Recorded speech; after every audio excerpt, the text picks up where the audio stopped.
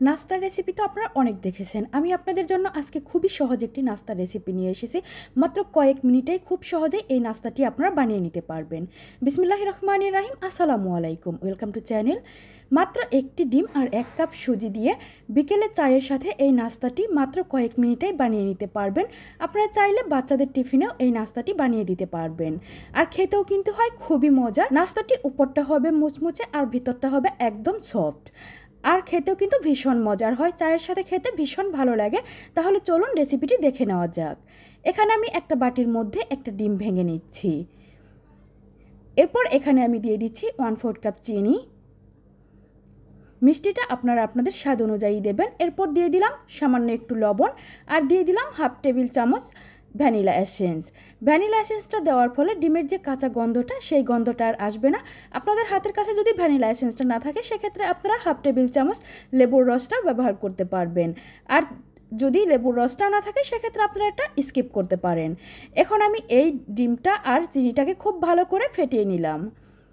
এমনভাবে ফেটিয়ে নিতে হবে যেন চিনিটা একদম গলে যায়, চিনির যেন কোনো দানা না থাকে। আমার এখানে ডিম আর চিনিটা খুব ভালো করে ফেটিয়ে নেওয়া হয়ে গেছে। এখন আমি এখানে দিয়ে দিচ্ছি 1/4 কাপ গুঁড়ো দুধ। এই গুঁড়ো দুধটা দেওয়ার ফলে খুবই সুন্দর একটা ফ্লেভার আসবে আর এই নাস্তাটার স্বাদ অনেক বেশি বেড়ে যাবে। এরপর এখানে আমি দিয়ে দিলাম 1 কাপ সুজি।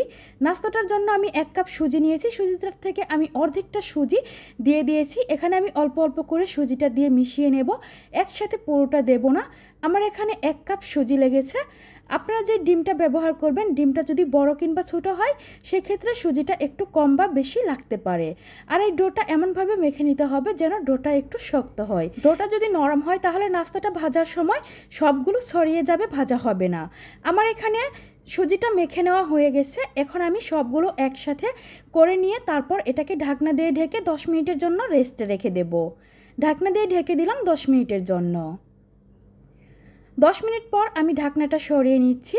এখানে আমি নিয়ে নিচ্ছি 1 টেবিল চামচের যে কাপ, সেই কাপটা আমি নিয়ে নিয়েছি। এটা দিয়ে মেপেই আমি নাস্তাগুলো বানিয়ে নেব, তাহলে সবগুলো নাস্তার শেপ এক সমান হবে। আর আমি নাস্তাগুলো বানানোর জন্য 2 হাতে খুব ভালো করে তেল মেখে নিয়েছি। এতে করে নাস্তাগুলো যখন আমি শেপ দেব তাহলে নাস্তাগুলো আমার হাতে লেগে যাবে না। দেখতে পাচ্ছেন ডোটা ঠিক কতটা শক্ত হয়েছে।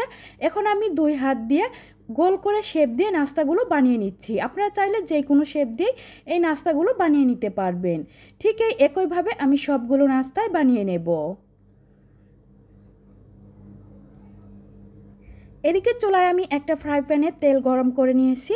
এখানে আমি তেলটাকে হালকা গরম করে নিয়েছি, অনেক বেশি গরম করে নেওয়া যাবে না, আর তেলটাকে একটু বেশি করে নিতে হবে।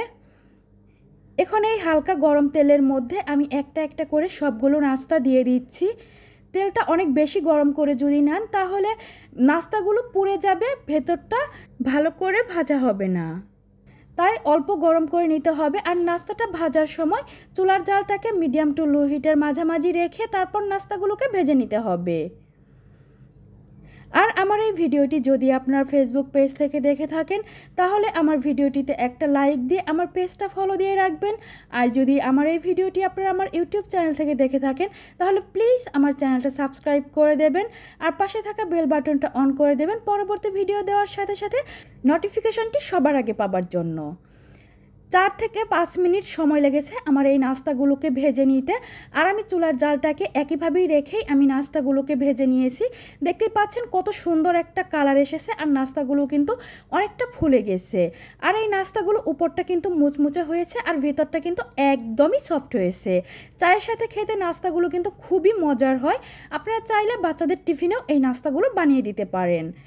নাস্তাগুলো দেখতে যতটা সুন্দর, খেতেও দারুণ মজার। অবশ্যই আপনারা একবার হলেও ট্রাই করবেন। আমার সবগুলো নাস্তা ভেজে নেওয়া হয়ে গেছে। এখন আমি তেল ঝরিয়ে নাস্তাগুলো নামিয়ে নিচ্ছি। অনেক সময় দেখা যায় বেশি তেলে নাস্তা ভাজলে নাস্তাগুলোর ভেতরে তেল ঢুকে যায়। আর এই নাস্তাটা আপনি এভাবে বেশি তেলে ভেজে দেখবেন, এর ভেতরে কিন্তু একটু তেল ঢুকবে না। এখন যে বাকি নাস্তাগুলো আছে সেই নাস্তাগুলোকেও আমি একইভাবে ভেজে নেব। এ সময় চুলার জালটাকে মিডিয়াম টু লো হিটের মধ্যে রেখে আমি এই নাস্তাগুলোকে 4 থেকে 5 মিনিট উল্টিয়ে পাল্টিয়ে ভেজে নিলাম। এই নাস্তাটা বানানো খুবই সহজ, খুব সহজেই আপনারা বানিয়ে নিতে পারবেন। আর খেতেও কিন্তু খুবই মজার হয়। তাই অবশ্যই একবার হলেও ট্রাই করবেন। এখন আমি আপনাদেরকে পরিবেশন করে দেখাচ্ছি। দেখতেই পাচ্ছেন কত সহজেই নাস্তাটি বানিয়ে নেওয়া যায়, আর বাচ্চারাও খেতে ভীষণ পছন্দ করবে। আমার ছেলে মেয়ে তো অনেক বেশি পছন্দ করেছে, আর আমার কাছেও অনেক বেশি ভালো লেগেছে। চায়ের সাথে খেতে অনেক বেশি মজার হয়।